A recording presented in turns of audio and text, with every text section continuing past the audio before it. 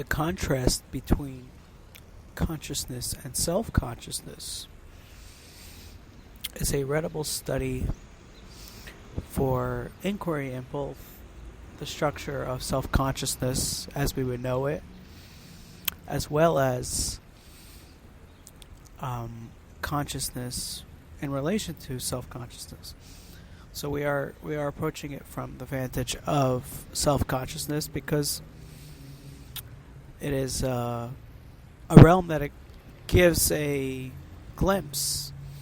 into how social exchange works, and especially in how one becomes self-conscious. Now, it would be the case that one would not enter into an experience of self-consciousness. They wouldn't feel self-conscious if not for the fact that they were originally beholden to a sentiment of consciousness, or beholden to a social generation of experience that is both embedded in their psyche as well as imbued to the external social exchange or rhetoric, whatever.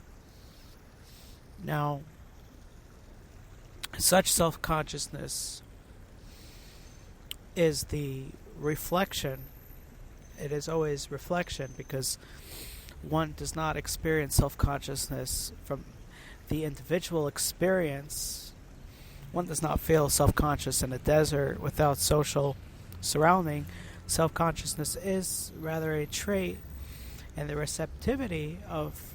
themselves as individuals, but specifically by the aspect of consciousness to which they feel self-conscious,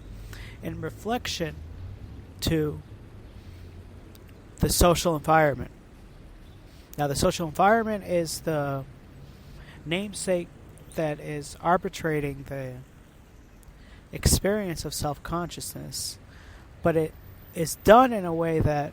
is reflective so that one can theoretically experience self-consciousness without an attempt or a subliminal attempt by the social environment to have them experience self-consciousness. But it is usually the case that the environment is complicit in this act, and without some level of external validation, it would not be the case. Meaning to say, it is not like a mirror which reflects back on the social individual as though, like, without its own participation in that reflection. It is rather the case that it's the social environment itself that provides some ample opportunity for that reflection. Now, I'm going to argue the case to be that it is consciousness of the environment, or the imbued sentimentality of social ascendancy, that pertains towards the individual, with the individualized aspect, to the point where one experiences self-consciousness. In other words, it is consciousness against consciousness that experiences the defeat, meaning there's a conflict between the two, and thus there's an experience of defeat to the beholden one who experiences self-consciousness. Now, that is true whether or not the fact may be that what is providing that sense of self-consciousness could be weaker in many areas or deficient in a social class, but because of that specific aspect, they are experiencing self-consciousness. For example, if one were a president, if one were a dignified persona, but they're in need of some sort of mechanical fix of their bathroom or other needy aspect of their lives, in being a part of that exchange where they are presented with the one who is with an efficient mind that could conjure up a mechanical fix to which they cannot, they may experience a sense of self-consciousness. For the matter of consciousness in being able to fix that bathroom sink or whatever can be in conflict with that individual despite their persona and level of social standing until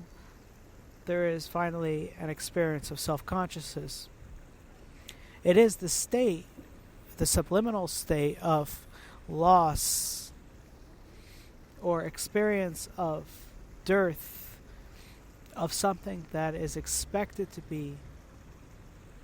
of some level of consciousness. For if one had no mechanical leaning or ability at some level in their past, then they wouldn't experience self-conscious in that aspect. It is only because there was a level of development, even subliminally, of the mechanical aptitude that now is presented at conflict with superior mechanical aptitude to the point where they are defeated and thus experiencing self-consciousness. Now, it is simply the decompartmentalization of their proprietary knowledge of suboptimal mechanical cognition, and there is a loss because of that, but finally that is not a detriment to the entire persona unless it is perceived as such, but merely the loss of aptitude or the experience of recognition that they are socially deficient,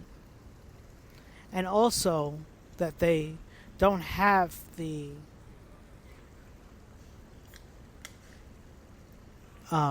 energy to consume the proprietary aptitude of mechanical aspects,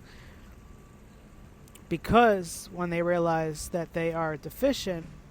they will not entertain the psyche to continue beholden to that level of aptitude. Meaning to say they are at a loss economically. They are less able to be mechanically inclined after the fact than before the fact, because they notice their deficiency to a point where they allow that deficiency to take hold of their psyche and to lose that sense. It would be the case, for example, a sport player of mediocre standing to then exchange and participate in that sport with a professional athlete, where not only will they experience a sense of self-consciousness and the aptitude of that sport, but they will also be more deficient in the ability to perform that sport by virtue of their social denigration. It is much like being shamed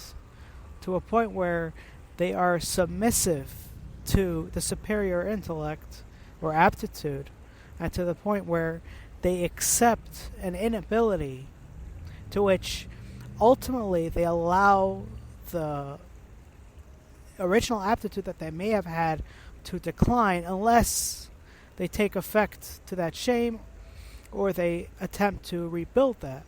That is the very sense of the self-consciousness experience, which tells the individual that they have a choice in the matter to either attempt to perform that level of social standing